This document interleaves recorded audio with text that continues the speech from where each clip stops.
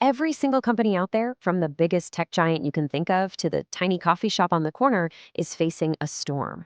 It's the wild, unpredictable world just outside its doors. And whether it survives or not, well, that comes down to more than just a great product.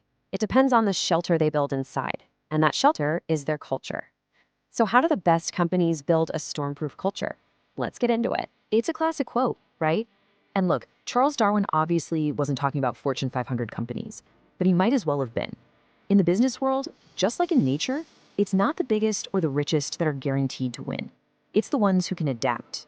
And that ability to adapt, it all starts with truly understanding the world you're operating in. All right, so let's dig into this storm.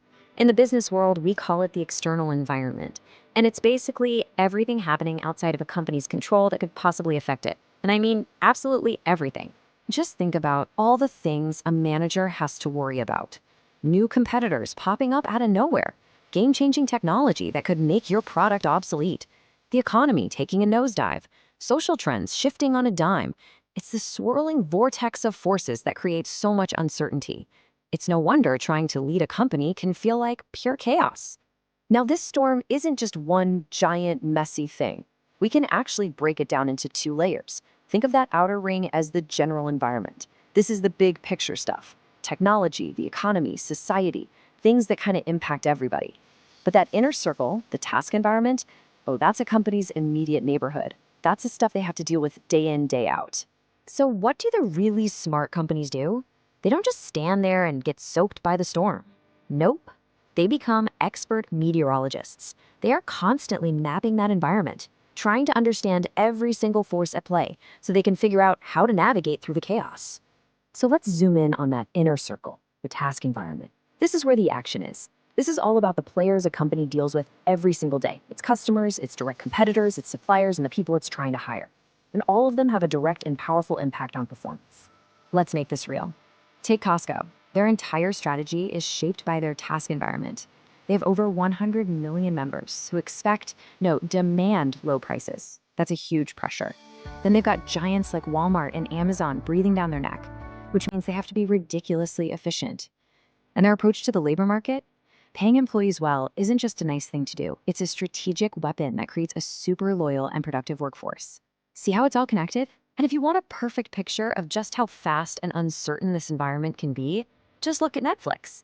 By the end of 2018 alone, they had produced over 1,000 original shows and movies. 1,000. That wasn't just a small shift, it was a tsunami that completely upended the entire media industry and created massive chaos for all the traditional players. The pace of change is just incredible, which brings us to the million-dollar question, right? When the world outside is a raging storm of change and competition, how on earth do you create any kind of stability on the inside? How do you give your team a compass to follow when the map itself is being redrawn every single day? Well, the answer is you build a shelter. And that shelter, that internal environment, is the company's corporate culture. That's the one thing that provides stability, that gives people a shared purpose, and that acts as a guide for how to behave when everything else feels uncertain. So, what even is culture? At its heart, it's pretty simple. It's the collection of shared values, beliefs, and unwritten rules inside a company. It boils down to that classic phrase: it's just how we do things around here. It's the organization's unique personality. But here's the thing about that personality: it's kind of like an iceberg. There's the part you can see above the water: the office design, the dress code, the slogans on the wall. But the real power, the huge mass of ice under the surface, is all the invisible stuff. The deep-seated beliefs and assumptions that really drive how people behave. It's the difference between what a company says it values and what people actually do when nobody's watching. And let me tell you, the stakes for getting this wrong are sky high. When a culture turns toxic, it's like a poison that rots a company from the inside out. It causes stress, infighting, and tanks productivity. I mean, the source material points out that this was at the very heart of many of the scandals exposed by the hashtag #MeToo movement at major companies like CBS and Google. So yeah, culture isn't some fluffy HR concept. It has massive real-world consequences. So if culture is so critical, how do you actually build a good one? Here's a hint. It doesn't just happen by accident. The best leaders, they're like architects. They intentionally use a specific set of tools to design the culture and shape the beliefs they want to see. All right, tool number one: symbols. A symbol is basically any object or action that carries a deeper meaning. And a perfect example is Amazon's famous two-pizza rule. The idea is simple. If two pizzas aren't enough to feed everyone in your meeting's too big. It's not really about the pizza, of course. It's a powerful symbol for a core Amazon value, keeping teams small, fast, and efficient. Next up, tool number 2, stories. We humans are wired for stories. They stick with us. At a company like Huawei, they tell these legendary stories of employees who kept services running during a terrorist attack, or a team that scaled Mount Everest in the freezing cold just to provide mobile service. These aren't just cool anecdotes. They are powerful lessons that bake values like tenacity and determination right into the company's DNA. Then you have tool number 3, heroes. These are the people who become the living, breathing embodiment of the culture. And you can't talk about corporate heroes without talking about Steve Jobs at Apple.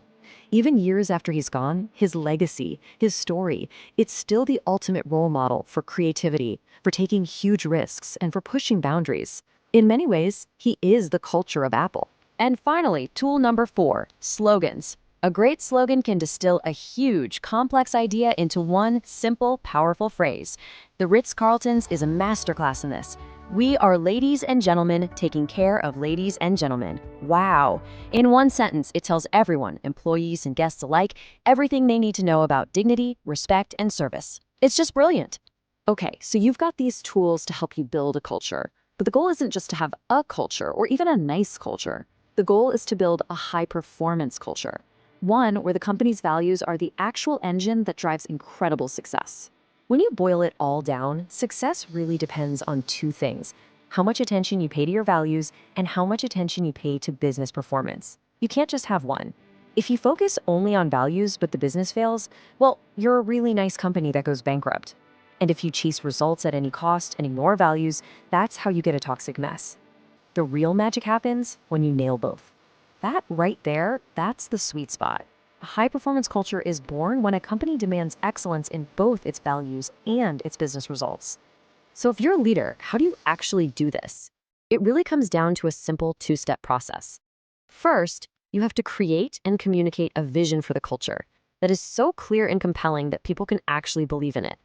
But a vision on a poster is useless without the second and most critical step. You have to reinforce it with your actions every single day. Because in culture, what you do always shouts louder than what you say. This quote from the CEO of Rakuten just sums it all up perfectly.